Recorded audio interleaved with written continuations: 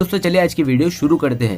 दोस्तों वीडियो शुरू करने से पहले मैं आपको एक बात बता दूं कि आपने अभी तक हमारे इस चैनल को सब्सक्राइब नहीं किया हो तो नीचे पर आपको ग्रीन बटन में सब्सक्राइब करके लिखा रहा होगा, इसके पर क्लिक कर लीजिए और साइड में नोटिफिकेशन बेल भी आएगा, उसको भी क्लिक कर लेते हैं ताकि आपको मिल सके हमारे अगले वीडियो की नोटिफिकेशन सबसे पहले और आप कुछ नया नया सीख सके।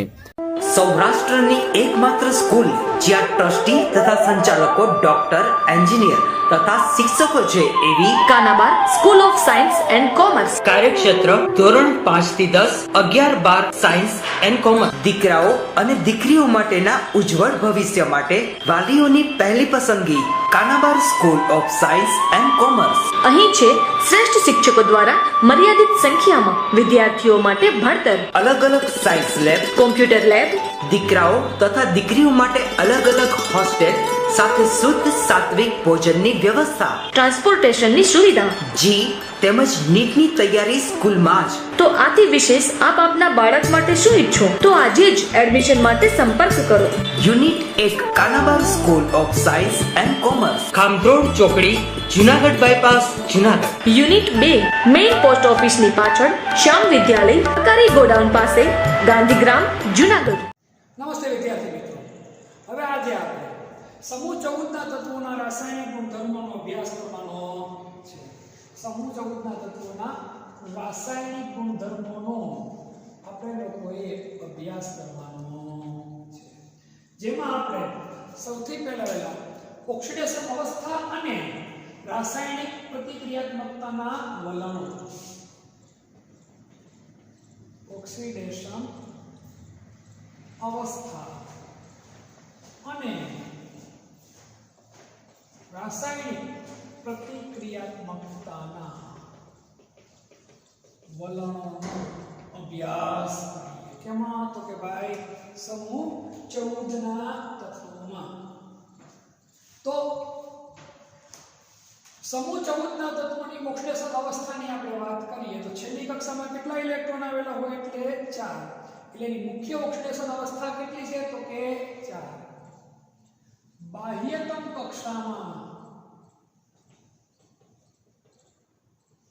4 ઇલેક્ટ્રોન હોવાથી મુખ્ય ઓક્સિડેશન અવસ્થા કેટલી છે +4। મુખ્ય ઓક્સિડેશન અવસ્થા +4 છે અને +4 के +2 ઓક્સિડેશન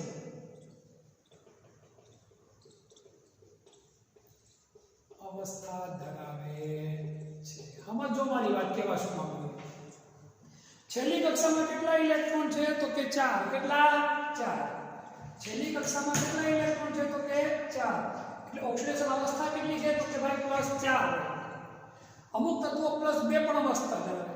કાર્બનની વાત કરીએ તો કાર્બન ઓક્સિડેશન અવસ્થા માઈનસ પણ ધરાવે છે। કાર્બનની -4 ઓક્સિડેશન અવસ્થા પણ હોય છે, પણ મુખ્યત્વે આ ઓક્સિડેશન અવસ્થા આ સંયોજનો ધરાવે। કોણ? તો કે ભાઈ સમૂહ 14। કોણ? સમૂહ 14। સમૂહ 14ના તત્વોની મુખ્ય ઓક્સિડેશન અવસ્થા કેટલી હોય શકે ભાઈ 4 અથવા તો 2। હવે 4 ઓક્સિડેશન અવસ્થા વાળા કેટલી તો કે ભાઈ 4 ઓક્સિડેશન અવસ્થા વાળા સંયોજનો સહસંયોજકો કેવા હોય તો કે ભાઈ સહસંયોજક હોય છે। જેમ જેમ તમે સમૂહ 14 માં ઉપરથી નીચે આવો, સમૂહ 14 એટલે કોણ તો કે ભાઈ કાર્બન, સિલિકોન, જર્મેનિયમ, સ્ટેનસ અને લેડ। જેમ જેમ ઉપરથી નીચે આવો એમ +2 નું વલણ વધવા માંડે।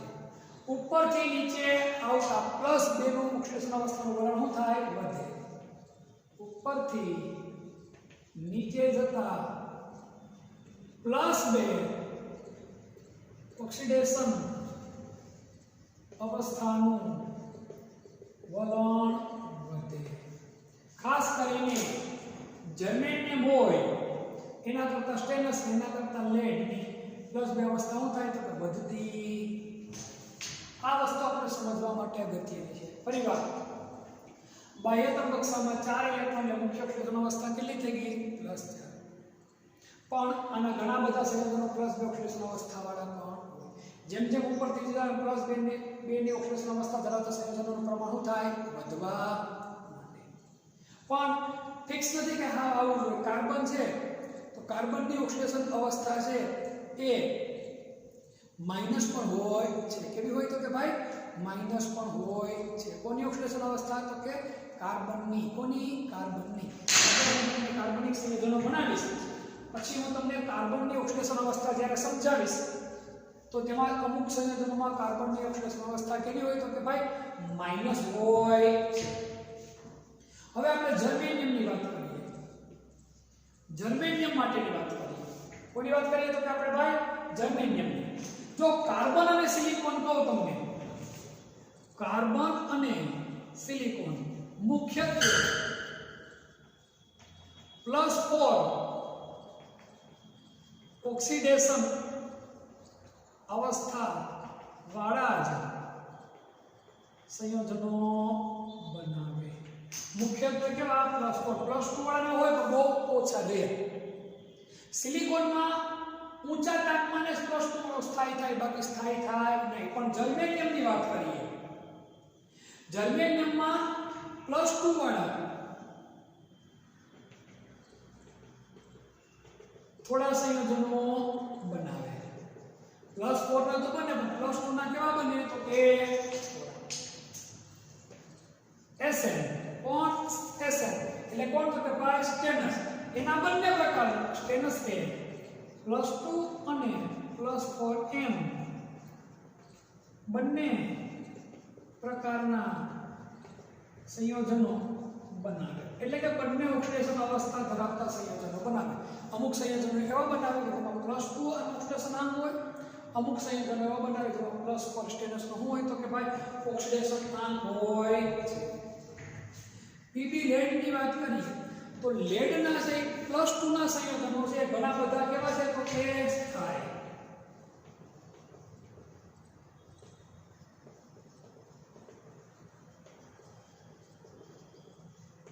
લેડ છે એ +2 ઓક્સિડેશન અવસ્થા વાળા સ્થાયી સંયોજનો બનાવે છે +4 વાળા લેડના સંયોજનો પ્રબળ ઓક્સિડેશન કરતા તરીકે વર્તે છે આ ખાસિયત રાખજો આ બધી વસ્તુ ગુજરાત બોર્ડની દ્રષ્ટિએ બહુ કામ નથી પણ નીટ જેડબલઈ માં કામની વસ્તુ આવો પ્રશ્ન નીટ જેડબલઈ માં આવી શકે ફરી એક વાર તમે સમજી લો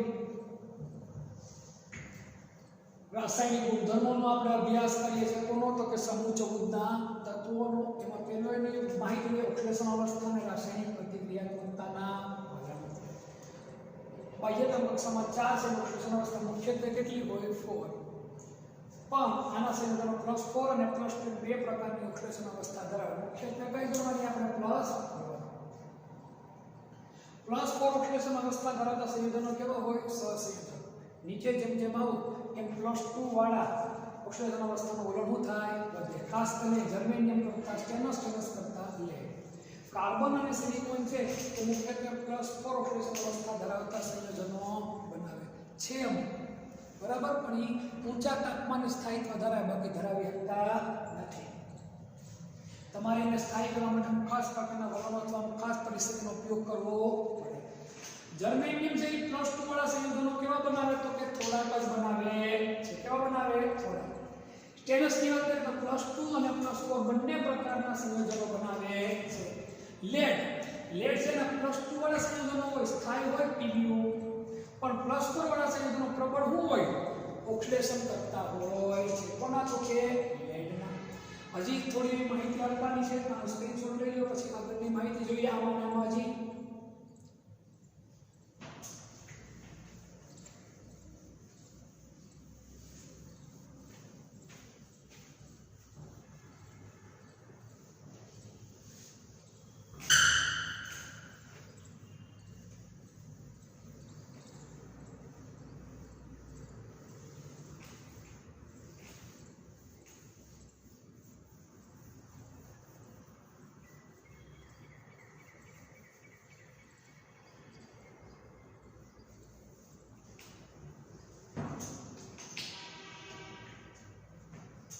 સમૂહ 14 ના તત્વોમાં કાર્બન સિવાયના અન્ય તત્વોના સમૂહ 14 માં કાર્બન સિવાયના અન્ય તત્વોના હેલાઇડ સંયોજનો સહેલાઈથી જળ વિભાજન પામી સંકીર્ણ સંયોજનો બનાવે. क्या बनावे संयोजनो? तो के संकीर्ण बनावे છે.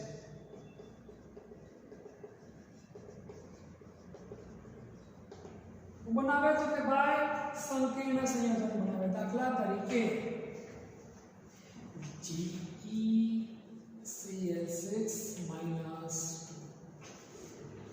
संकीर्ण હોય ના મોટો કાઉન્સ હોય. આ ખાસ યાદ રાખી આપણે લેવાનું. આમાં અહીં મધ્યસ્થ પરમાણુ sp3d2 સંકરણ ધરાવે છે. કયું સંકરણ ધરાવે? તો કે ભાઈ sp3d2 સંકરણ ધરાવે છે. આ ખાસ વસ્તુ યાદ રાખવા જેવી છે. આ સંયોજનો કાર્બન સિવાયના અન્ય કોઈ પણ હોય સહેલાઈથી શું પામે? તો કે જળ વિભાજન પામી અને કેવું સંયોજન બનાવે? તો કે સંકીર્ણ. અને એમાં મધ્યસ્થ પરમાણુ કયું સંકરણ ધરાવે? તો કે ભાઈ sp3d2 સંકરણ ધરાવે. બસ આટલી માહિતીને યાદ રાખો એટલે આપણા માટે નીટ જેડબલી માટે પણ ઇનફ છે. હવે આની ઓક્સિજન પ્રત્યેની પ્રતિક્રિયાત્મકતા જોવાની છે. કોના પ્રત્યેની પ્રતિક્રિયાત્મકતા જોવાની છે આપણે? ઓક્સિજન પ્રત્યેની પ્રતિક્રિયાત્મકતા. સમૂહ 14 ના તત્વોની ઓક્સિજન પ્રત્યેની પ્રતિક્રિયાત્મકતા.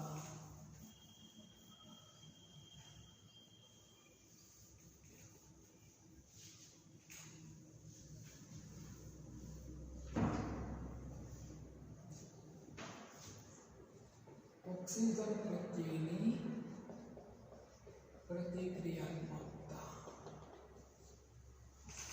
સમૂહ 14 ના તત્વો ઓક્સિજન સાથે જોડાઈને બે પ્રકારના ઓક્સાઇડ બનાવે. એક મોનોક્સાઇડ અને એક કેવા? તો કે ડાયોક્સાઇડ. મોનોક્સાઇડ બનાવે તો +2 ઓક્સિડેશન અવસ્થા થાય અને ડાયોક્સાઇડ બનાવે તો +4. આ યાદ રાખી લેવાનું. સમૂહ 14 ના તત્વો ઓક્સિજન સાથે જોડાય બે પ્રકારના ઓક્સાઇડ બનાવે છે. ક્યાં? તો કે એક મોનોક્સાઇડ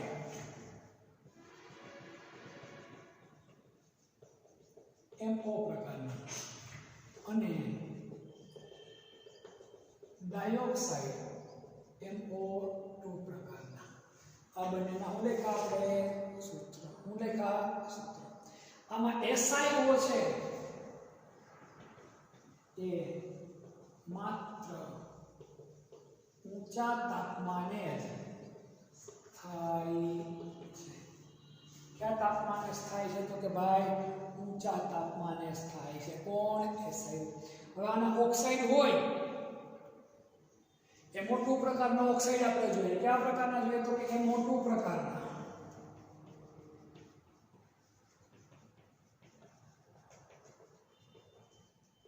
આપણે પેલા કોની વાત કરીએ? MO2 પ્રકારની વાત કરીએ. CO2, SO2 અને GeO2. CO2 પ્રકારના, SO2 પ્રકારના કે GeO2 પ્રકારના ઓક્સાઇડ છે. કેવા હોય? તો કે ભાઈ એસિડિક. જ્યારે SnO2, PbO2 એ કેવા હોય? તો કે ઉભયગુણી. કેવા હોય? તો કે ઉભયગુણી ઓક્સાઇડ હોય. હવે મોનોક્સાઇડ પ્રકારના ઓક્સાઇડની વાત કરીએ. કયા પ્રકારના? તો કે મોનોક્સાઇડ પ્રકારના. MO પ્રકારના ઓક્સાઇડ લખીએ આપણે.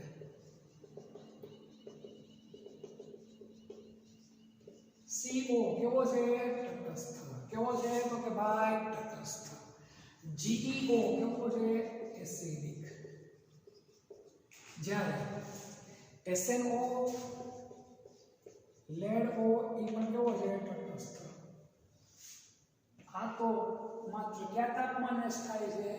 ઊંચા તાપમાને એટલે એની માહિતી લખતા નથી. આ માહિતી આપણને ખાસ મગજમાં હોવી જોઈએ. સમૂહ 14 તત્વો ઓક્સિજન સાથે સંયોજાય અને કેટલા પ્રકારના ઓક્સાઇડ બનાવે? તો કે ભાઈ બે પ્રકારના, મોનોક્સાઇડ અને ડાયોક્સાઇડ. મોનોક્સાઇડ હોય એમાં કે એસિડિક છે કે ઉભય ગુણો ખબર હોવી જોઈએ. સોરી, મોનોક્સાઇડમાં કે તટસ્થ કે એસિડિક છે ખબર હોવી જોઈએ. MO2 પ્રકારના છે એમાં કે એસિડિક છે કે ઉભય ગુણ છે ખબર હોવી જોઈએ. અને એસઆઈઓ માત્ર કયા તાપમાને સ્થાય છે? તો કે ઊંચા તાપમાને સ્થાય છે. આ વસ્તુની આપણે ખ્યાલ હોવી જોઈએ. ખૂબ અગત્યનો પોઈન્ટ છે, સ્ક્રીનશોટ આનો લઈ લો.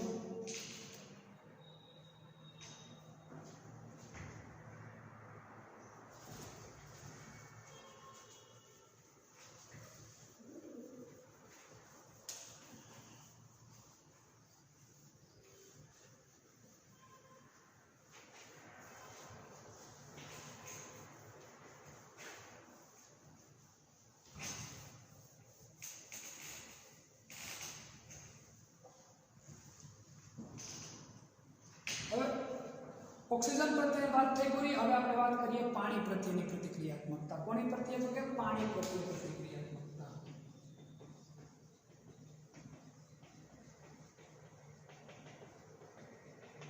સમૂહ 14 તત્વોની પાણી પ્રત્યે પ્રતિક્રિયાત્મકતા. કાર્બન, સિલિકોન અને જર્મેનિયમ ઉપર પાણીની અસર થતી નથી. કાર્બન, સિલિકોન અને જર્મેનિયમ ઉપર પાણીની અસર થતી નથી. ટીન છે એ પાણીની બાષ્પનું વિઘટન કરી, કોની બાષ્પનું વિઘટન કરી? પાણીની બાષ્પનું વિઘટન કરી અને ડાયોક્સાઇડ સંયોજનો બનાવે છે. કેવું? તો કે ડાયોક્સાઇડ સંયોજન. ટીન એ પાણીની બાષ્પનું વિઘટન કરી ડાયોક્સાઇડ સંયોજન બનાવી અને ડાયહાઇડ્રોજન વાયુ મુક્ત કરે છે. ડાયહાઇડ્રોજન વાયુ મુક્ત કરે છે.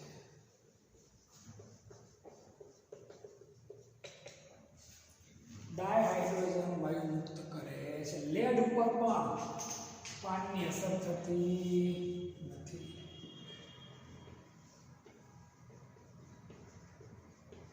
કાર્બન ઓક્સાઇડનું સ્તર, આની ઉપર કોનો સ્તર આવી જાય? ઓક્સાઇડ, લેડ ઓક્સાઇડ બની જાય. કાર્બન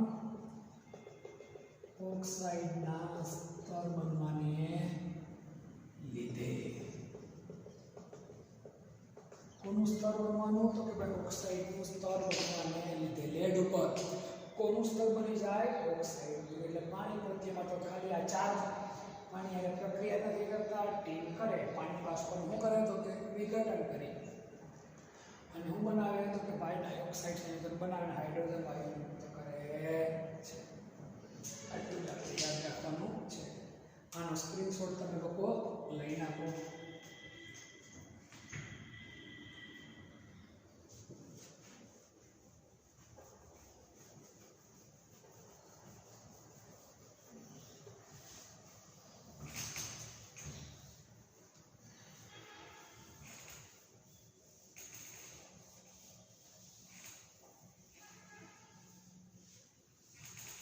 હવે ત્યાર પછીનો પોઈન્ટ છે હેલોજન પ્રત્યે પ્રતિક્રિયાત્મકતા. કોના પ્રત્યે? હેલોજન.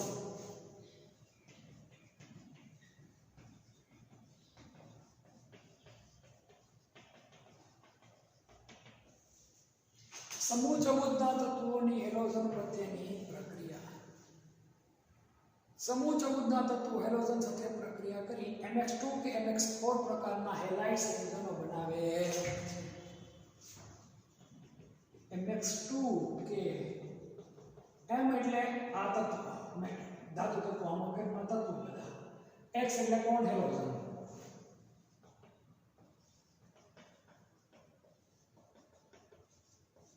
હેલાઇડ બનાવે છે. કોણ? તો કે ભાઈ સમૂહ 14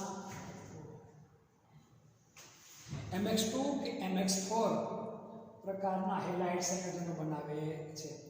કાર્બન સિવાયના બધા જ તત્વો અનુકૂળ પરિસ્થિતિમાં સીધા જ હેલોજન સાથે પ્રક્રિયા કરે. ખાસ યાદ રાખજો, કાર્બન નહીં,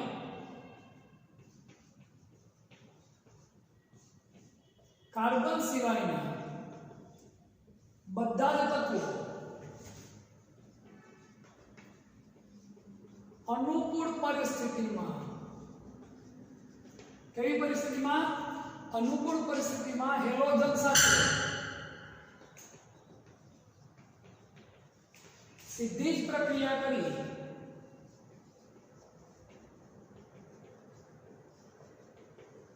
હેલાઇડ સંયોજનો બનાવે છે. કયા સંયોજનો બનાવે? હેલાઇડ સંયોજનો બનાવે છે. મોટા ભાગના હેલાઇડ સંયોજનો કયા પ્રકારના હોય? MX4 પ્રકારના. કયા પ્રકારના હોય? MX4 પ્રકારના. મોટા ભાગે MX4 પ્રકારના હેલાઇડ સહસંયોજકો હોય. સહસંયોજકો હોય એટલે કયો બંધ બને? સિંગલ બંધ. સિંગલ બંધ બને એટલે શું સંકરણ થાય? sp3 અને sp3 સંકરણ. શું સંકરણ હોય? sp3. sp3 સંકરણ બને એટલે આકાર કેવો હોય? તો કે સમચતુષ્ફલકીય.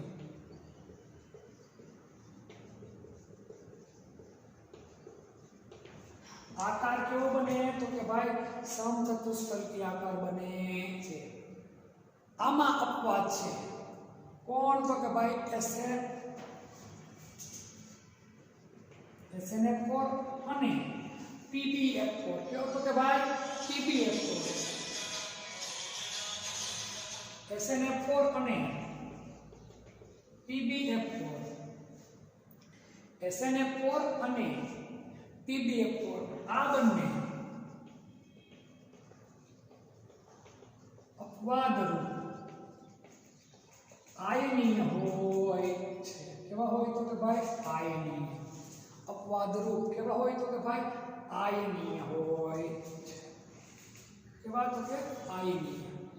આ બંને સહસંયોજક હોતા નથી. બાકી મોટા ભાગના કેવા હોય? તો કે ભાઈ સહસંયોજક હોય. આટલો સ્ક્રીનશોટ લઈ લો. હજી આમાં થોડીક માહિતી મારે તમને સમજાવી આપું.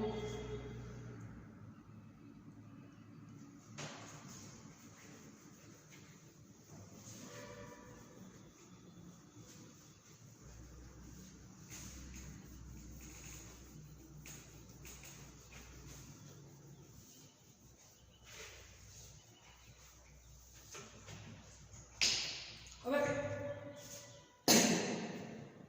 PbF4 અને SNF4 એ બંને કેવા હોય? તો કે આયનીય. આ આપણે અહીંયા સુધી આપણે માહિતી શું કરી? તો કે ભાઈ જોઈ. હવે PbI4 અસ્તિત્વ ધરાવતું નથી. આ સંયોજન અસ્તિત્વ ધરાવતા નથી. કારણ કે આને બનવા માટે બંને જાય એટલી ઉર્જા ઉત્પન્ન થતી નથી કે આ બંને વચ્ચે અસ્તિત્વ રહે. આ સંયોજન કોઈ પણ પ્રકારનું અસ્તિત્વ ધરાવતું નથી. કારણ કે ઓછી ઉર્જાના કારણે. કારણ તો કે ભાઈ ઓછી ઉર્જાના કારણે. ખાલી તમને એટલું યાદ રાખવાનું, આ સંયોજન છે એ અસ્તિત્વ ધરાવતું નથી. આ સંયોજન અસ્તિત્વ ધરાવતું નથી. હવે આથી આપણે થોડા વધુ આગળ વધીએ આપણે તો જર્મેનિયમ થી Pb સુધી. ક્યાંથી? તો કે ભાઈ જર્મેનિયમ થી Pb સુધી MX2 પ્રકારના હેલાઇડ સંયોજનો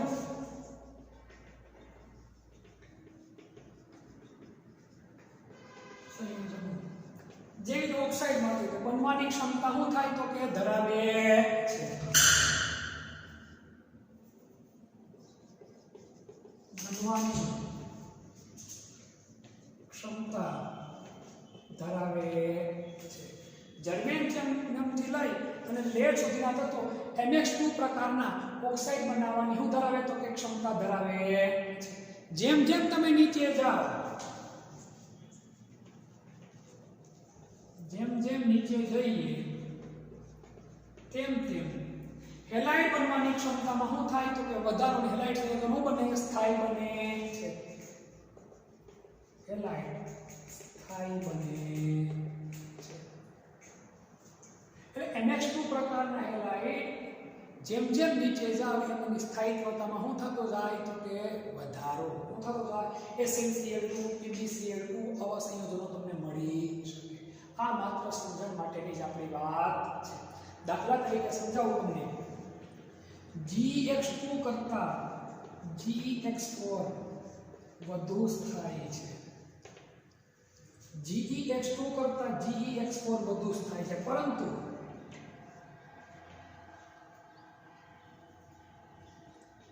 SNH4 કરતા SNH2 વધુ સ્થાયી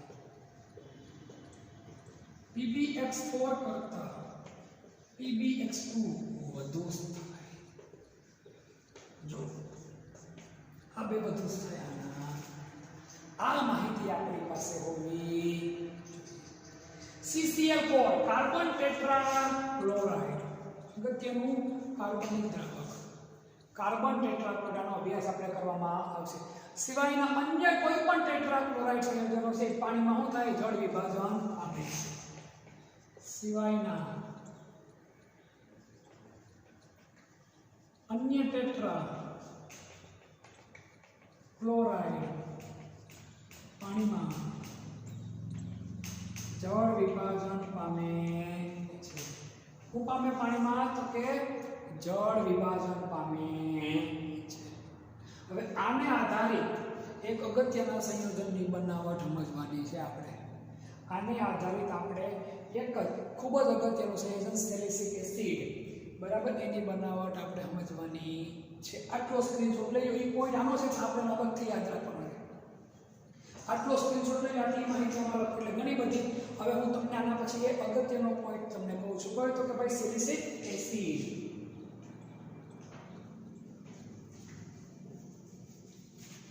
બહુ ટૂંકો પોઈન્ટ છે એકદમ સહેલાઈથી આવડી જાય એવો આપણે એ પોઈન્ટ જોઈ લઈએ કેવો તો કે ભાઈ સેલિસિક એસિડ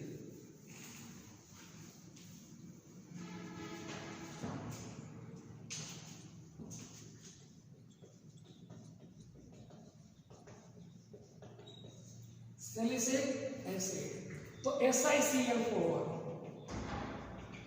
કોણ તો કે ભાઈ SiCl4 આનું પાણીની સાથે શું કરાવો તો કે પ્રક્રિયા પાણી સાથે પ્રક્રિયા થાય જળ વિભાજન થાય HCl દૂર થાય એને શું બનશે ખબર છે SiOHCl3 હજી સમજાવું તમને વધુ પાણી ઉમેરી અને જળ વિભાજન કરો તમે SiOH ટેટ્રા શું થઈ ગયું સિલિસિક એસિડ કઈ રીતે તો જો તમે આમ SiCl વત્તા H માઇનસ HCl SiCl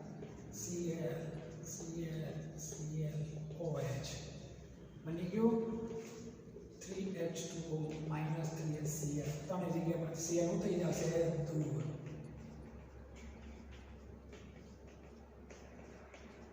બની ગયું સેલિસિક એસિડ આ બનાવટ આપણને ખાસ આવડવી જોઈએ આ બનાવટ આપણને 100% વ્યવસ્થિત રીતે આવડવી જોઈએ આને અગત્યનો પોઈન્ટ ગણવું હવે પાઠના અંતિમ પડાવમાં આપણે ગયા છે કાર્બનના અપર રૂપો આમાં બે પોઈન્ટ હીરો અને ગ્રેફાઇટ વિશે થોડી સમજ લેવાની છે બીજું કશું લેવાની જરૂર નથી આપણે નથી પાઠના અંતિમ પડાવ કાર્બનના અપર રૂપો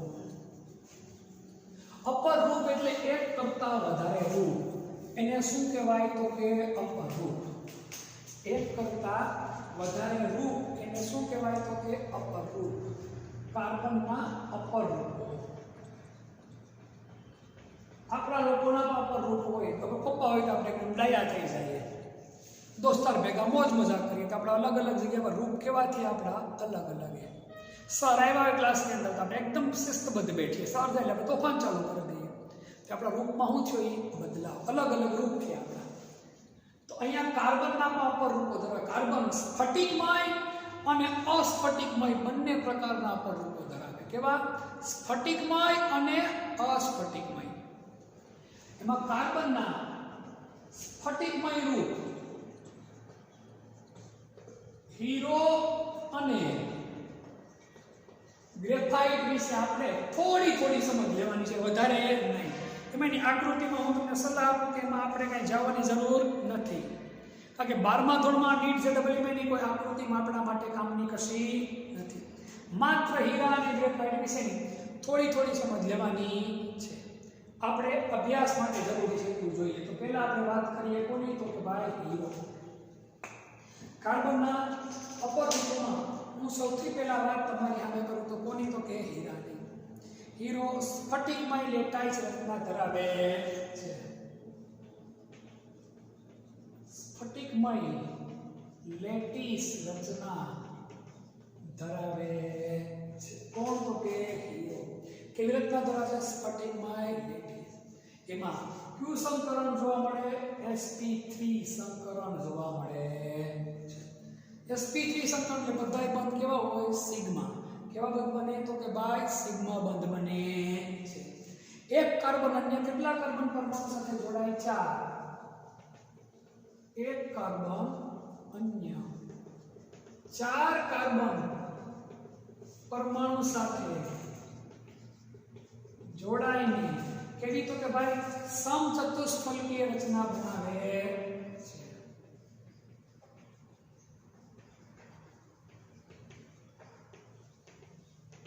એક કાર્બન અન્ય 4 કાર્બન પરમાણુ સાથે જોડાઈને કેવી રીતના બનાવે? સમચતુષ્ફલકીય. એમાં કાર્બન કાર્બન વચ્ચેની બંધ લંબાઈ કેટલી હોય? તો કે 154 pm હોય છે. કાર્બન કાર્બન વચ્ચેની બંધ લંબાઈ કેટલી હોય? તો કે 154 pm છે. હીરામાં કાર્બન કાર્બન વચ્ચેની બંધ લંબાઈ કેવી? તો 154 pm. અને ત્રિપરિમાણીય જડતા રચના બનાવે. ત્રિપરિમાણીય જાળીદાર રચના બનાવે. કોણ? તો કે હીરો. કોણ? હીરો. ત્રિપરિમાણીય જાળીદાર રચના ધરાવે છે. પૃથ્વી પરનો સૌથી સખત પદાર્થ હોય તો કોણ? હીરો.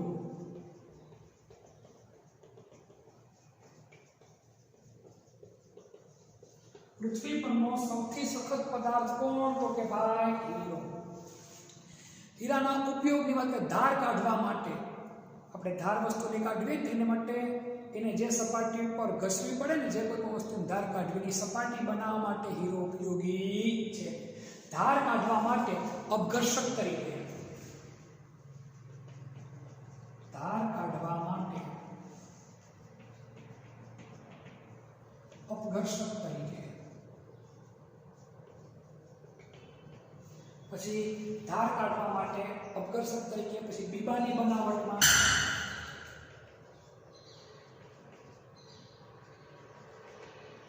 ચોકટા. બીબા એટલે કેવા? ચોકટા. પછી ટંગસ્ટન, આપણે જે લેમ્પ હોય, લેમ્પમાં વપરાતા, બલ્બમાં વપરાતા ટંગસ્ટનના તારની બનાવટમાં, ટંગસ્ટનના તારની બનાવટમાં અને આભૂષણમાં હીરા હે સદા કે આવે ને આભૂષણોમાં ઉપયોગી છે. આકૃતિમાં આપણે જવાની જરૂર એટલે નથી, કંઈ પૂછાય એમ નથી, ખોટીમાં મહેનત કરવાની જરૂર નથી. આટલી માહિતી આપણી પાસે ઇનફ થઈ. સ્ફટિક લેટાઈસ બંધારણ ધરાવે. sp3 સંકરણ. એક કાર્બન અન્ય કેટલા કાર્બન સાથે? 4 કાર્બન સાથે જોડાઈને કેવી રીતના ધરાવે? સમચતુષ્ફલકીય.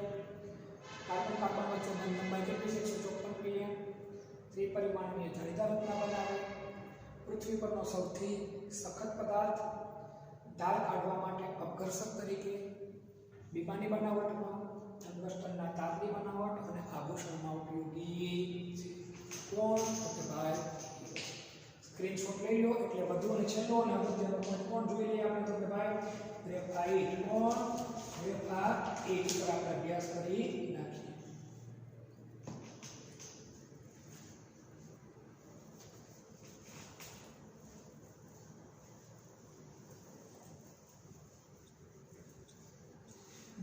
એમાં પણ આપણે આકૃતિ આપણા માટે વધારે અગત્યની નથી. બસ 3-4 મુદ્દા અગત્યના જે નોર્મલી આપણે યાદ રાખવા જોઈએ. આમાં વધુ ઊંડાણપૂર્વક ઉતરવાની જરૂર નથી આપણે ગ્રેફાઇટમાં. તો સ્તરીય બંધારણ ધરાવે. ગ્રેફાઇટનું બંધારણ કેવું હોય તો કે ભાઈ સ્તરીય બંધારણ ધરાવે.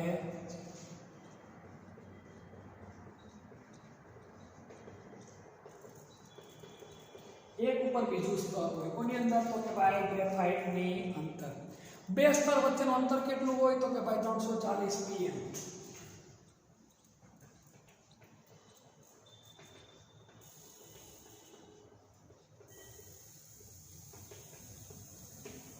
બે સ્તર વચ્ચેનું અંતર કેટલી હોય તો કે ભાઈ 340 pm હોય છે. એમાં જે કાર્બન પરમાણુ આવેલા હોય એ વચ્ચેની બંધ લંબાઈ કેટલી હોય તો 141.5 pm.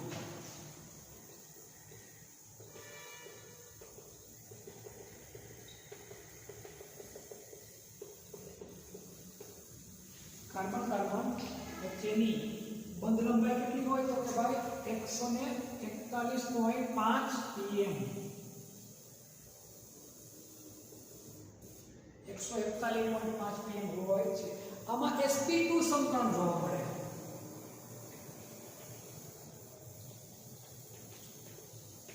ત્રણ સિગ્મા બને, એક બંધ કયો બને પાઈ. ત્રણ ક્યાં બંધ બને તો કે સિગ્મા, અને એક કયો બંધ બનાવે તો કે પાઈ.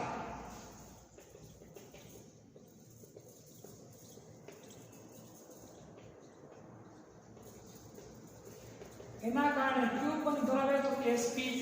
ક્યુ સંકરણ ધરાવે sp2 સંકરણ ધરાવે છે. હવે સમતલીય ષટકોણીય જાળીદાર રચના, સમતલીય ષટકોણીય રચના બનાવે છે. સમતલીય ષટકોણીય રચના હોવાથી ગ્રેફાઇટ કેવો હોય તો કે નરમ હોય. કેવો હોય? નરમ હોય. અને સ્તરીય બંધારણ ધરાવે. અને સ્તરીય બંધારણ ધરાવે એટલે વિદ્યુત નો શું હોય તો કે વાહક છે. ગ્રેફાઇટ વિદ્યુત નો શું છે તો કે વાહક. બીજું, ગ્રેફાઇટ એકદમ લીસો હોય. કેવો હોય? લીસો. એટલે અને ઊંચું તાપમાન સહન કરી શકે આપણે. એટલે ઊંચા તાપમાને ઉપયોગિતા. ઊંચા તાપમાને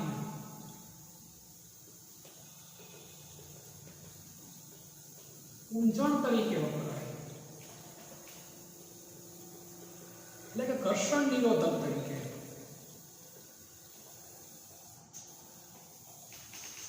ખૂબ જ ઊંચું તાપમાન બનતું હોય ત્યાં જ્યારે બે ચક્રો કે કાંઈ ફરતા હોય તેની વચ્ચે ઘર્ષણ અટકાવવા માટે ઓઇલ ન નાખાય. ઓઇલ તમે નાખો, ગ્રીસ નાખો તો એ તમને ઇવાપરેટ થઈ જાય, બાષ્પીભવન થઈ જાય. પણ ત્યાં કોણ ઉપયોગી છે આપણને? ગ્રેફાઇટ. કોણ? ગ્રેફાઇટ. પેન્સિલમાં પછી વિદ્યુત ધ્રુવ બનાવવા માટે ગ્રેફાઇટના વિદ્યુત ધ્રુવ ઘણા બધા આપણે લોકોએ ભણવાના થશે. આ થઈ ગ્રેફાઇટની વાત. સ્તરીય બંધારણ ધરાવે. બે સ્તર વચ્ચેનું અંતર કેટલું હોય તો કે 340 pm. કાર્બન વચ્ચેની બંધ લંબાઈ કેટલી હોય તો કે 141.5 pm. sp2 સંકરણ ધરાવે. ત્રણ સિગ્મા બંધ હોય ને કેવો બંધ બનાવે તો કે પાઈ. સમતલીય ષટકોણીય રચના હોવાથી ગ્રેફાઇટ છે એ કેવો હોય તો કે નરમ હોય. વિદ્યુતનો કેવો છે તો કે વાહક. ઉપયોગિતા ઊંચા તાપમાને ઊંજણ તરીકે એટલે ઘર્ષણ નિરોધક તરીકે પેન્સિલ બનાવવામાં અને વિદ્યુત ધ્રુવ તરીકે પણ ઉપયોગી છે. આ થઈ ગ્રેફાઇટની નોર્મલ માહિતી. ત્રીજું અગત્યનું સ્વરૂપ છે ફુલરિંગ. કોણ? ફુલરિંગ. ત્રણ વૈજ્ઞાનિકો રિચાર્ડ સ્મોલી, રોબર્ટ કર્લ અને હેરોલ્ડ ડબલ્યુ પ્રોટોએ આજે ફુલરિંગ બને. 10મા ધોરણમાં તમારે જે અભ્યાસ આવતો હોય આની શોધ અને આના ઉપરના આવનારા સમયના સંશોધનોના કારણે વિજ્ઞાનની ઘણી બધી કાયાકલ્પ પલટો વિજ્ઞાનની અંદર આવશે. ઘણી બધી કાયાકલ્પ થશે.